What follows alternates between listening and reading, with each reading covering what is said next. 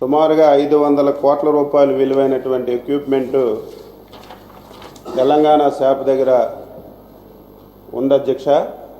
అందులో మన షేరు 250 కోట్ల రూపాయలు అవుతుంది. క్రీడలకి ప్రోత్సాహం కొంత తక్కువగా ఉంది. గత సంవత్సరం కూడా బడ్జెట్లో కేటాయింపులు చాలా తక్కువగా వచ్చాయి. అందుకే ఈ మధ్యకాలంలో ఫైనాన్స్ మినిస్టర్ గారు వివిధ శాఖల సందర్భంలో రివ్యూ చేసినప్పుడు కూడా స్పష్టంగా బడ్జెట్ ఈ సంవత్సరం 1000 కోట్లు కేటాయించమని చెప్పి కోరడం జరిగింది. తప్పనిసరిగా కేటాయిస్తామని చెప్పారు.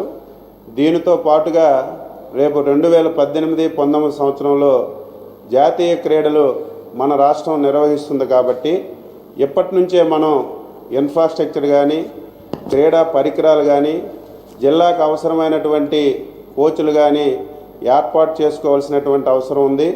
దీనితో పాటుగా చాలామంది సభ్యులు వారి నియోజకవర్గాల్లో స్టేడియంస్ కావాలని చెప్పి ల్యాండ్స్ కూడా ఐడెంటిఫై చేసి ఈరోజు ప్రభుత్వానికి పంపించారు. తప్పనిసరిగా సభలో నేను స్పష్టంగా హామీ ఇస్తున్నాను. ఎవరైతే శాసనసభ్యులు వారి నియోజకవర్గాల్లో క్రీడా స్టేడియంస్ కావాలని ప్రతిపాదనలు పంపించారో అవన్నీ కూడా ఈ సంవత్సరం అంటే ఏప్రిల్లోనే మంజూరు చేయడానికి కూడా నిర్ణయించడం జరిగింది. ఏదైతే మన క్రీడా సామగ్రి తెలంగాణ రాష్ట్రంలో ఉందో దానికి సమాంతరంగా మనం మన రాష్ట్రంలో ఏర్పాటు చేయడానికి సుమారుగా 100-150 కోట్లు క్రీడా పరికరాల గురించే సపరేట్గా కేటాయించాం.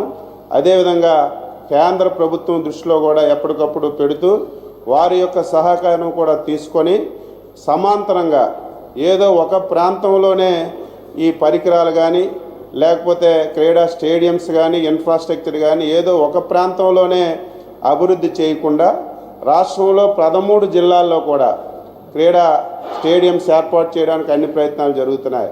నేను స్పష్టంగా ఈసారి చెప్పాను, రేపు నేషనల్ గేమ్స్ జరిగినా సరే 13 జిల్లాల్లో మొత్తం ఈవెంట్స్ అన్నీ కూడా ఐడెంటిఫై చేసి 13 జిల్లాల్లో కూడా ప్రతి జిల్లాలో 1 కానీ 2 కానీ 3 కానీ ఈవెంట్స్ జరిగే విధంగా 13 జిల్లాల్లో ఏర్పాటు చేయడానికి కూడా నిర్ణయించాం.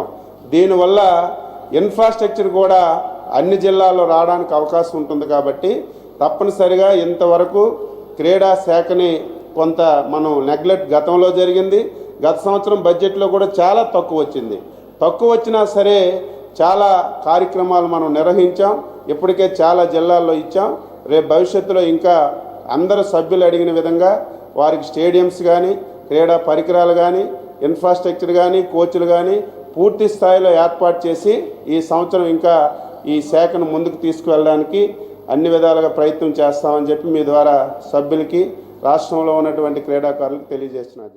మనం గెలిపించిన వ్యక్తులు పోతే ఇంతకుముందు చాలా మంది పోయారు. పోయేవాళ్ళు ఒకసారి పోతే ఒకసారి ఆలోచించి వదిలేసేవాళ్ళం, కానీ అప్పుడప్పుడు పోతే మనం ఆలోచించే పరిస్థితి వస్తూ ఉంది. ఏదైనా నాకు ఒక ప్రగాఢమైన విశ్వాసం ఉంది. తెలుగుదేశం పార్టీకి ఉండేది కార్యకర్తల బలం. కార్యకర్తల కొరకు తెలుగుదేశం పార్టీ ఉంటుంది.